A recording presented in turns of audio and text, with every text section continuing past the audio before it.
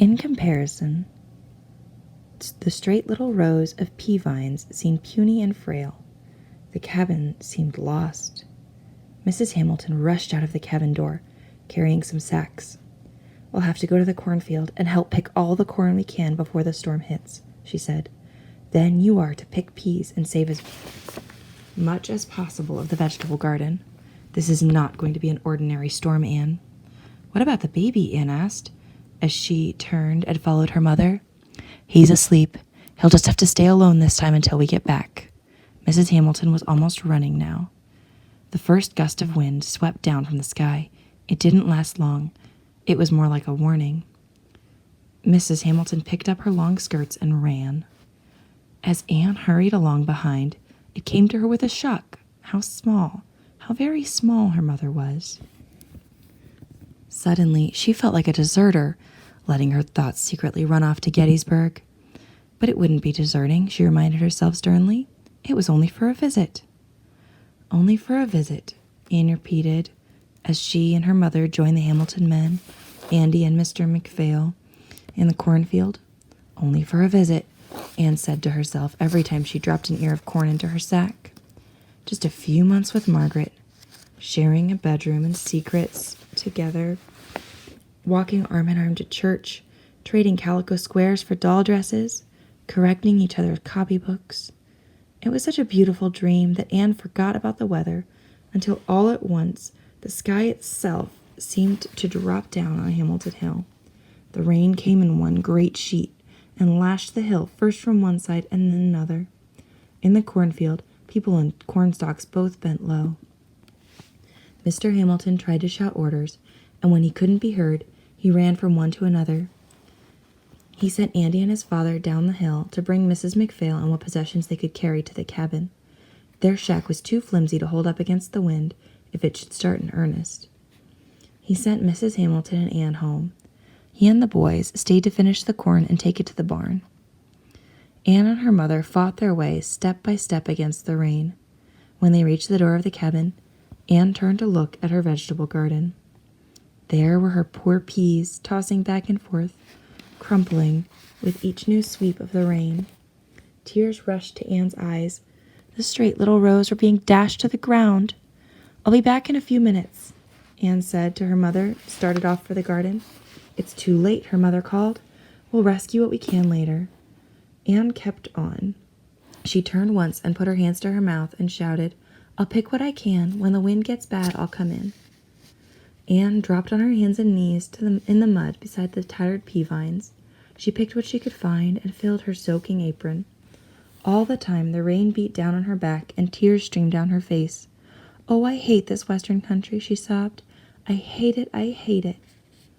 Each time her apron was filled, Anne went to the cabin and emptied the peas inside. Each time, in spite of her mother's urgings, she went back to the vegetable garden. She worked until after the McPhails had come to the cabin. The neat little garden lay battered and broken, but still Anne worked on. Then the wind started. It blew the rain right off the hill and set to work on the trees.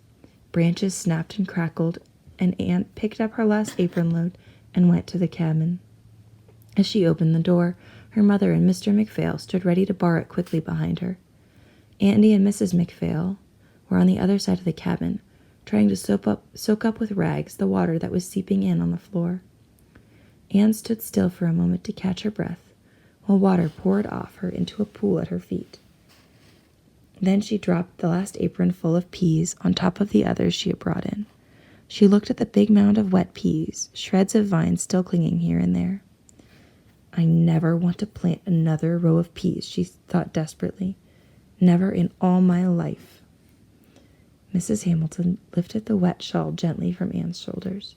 She took a dry cloth and wiped Anne's face. "I don't know what I would do without you, Anne," she said. "I don't know what I'd do without one girl on Hamilton Hill." She unbraided Anne's hair and rubbed it with a cloth. "I'm proud of you. You're a brave girl." Anne bit her lip to keep it from trembling. "Brave," her mother said. If only her mother knew what she had been thinking. She squeezed her mother's hand, turned quickly, and climbed the ladder to the loft.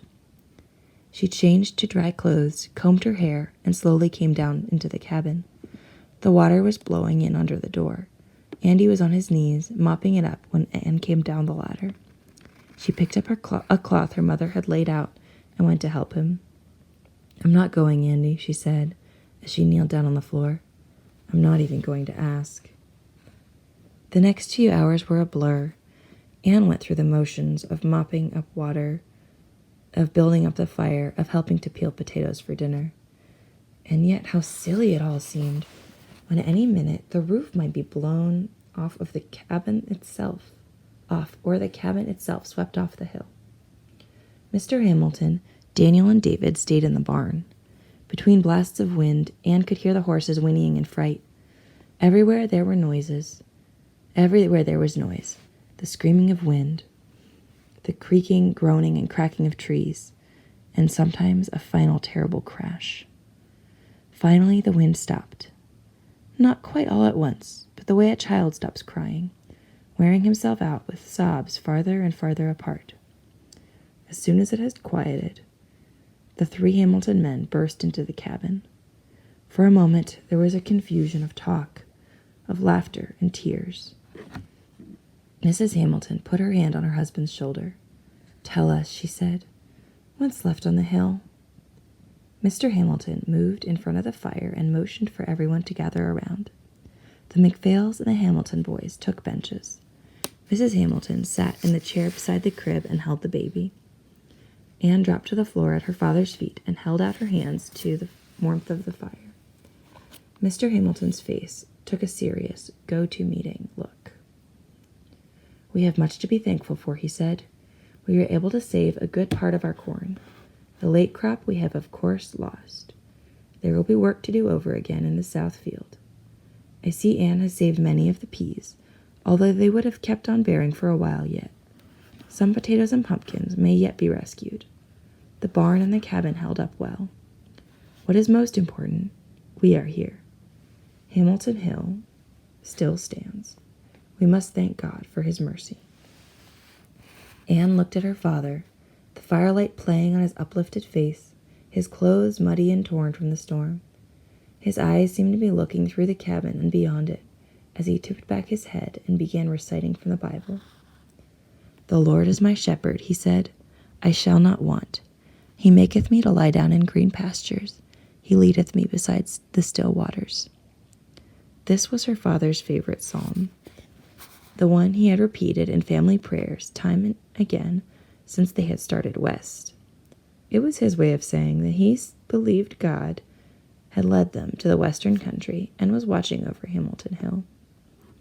Anne liked the psalm too, although there were parts she didn't understand, like "my cup runneth over." Her father said that meant you felt more happiness than you could possibly hold. And he said that there was no better way you could say this. To Anne, it seemed like a strange way to talk about happiness. "Surely goodness and mercy shall follow me all the days of my life," Mr. Hamilton went on. It came to Anne with a kind of awe that her father was not the least discouraged by the storm. He was truly only thankful. His whole heart belonged on Hamilton Hill. Anne wished that she could be like that. There always seemed to be so many different feelings going on in her at the same time, and they were all mixed up. When she tried to feel thankful, all she could think of was her flattened rows of peas that would have kept on bearing until frost.